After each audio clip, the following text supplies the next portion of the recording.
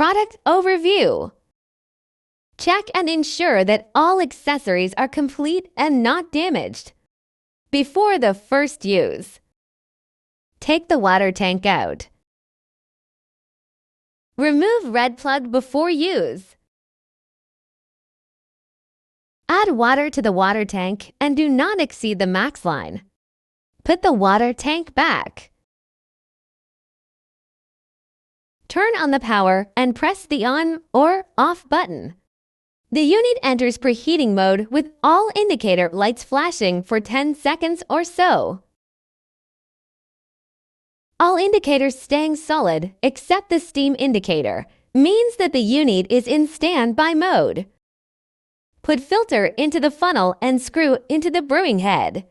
Press the 2-cup button. Hot water flows from brewing head to do the cleaning. After the unit stops automatically, pour off the water.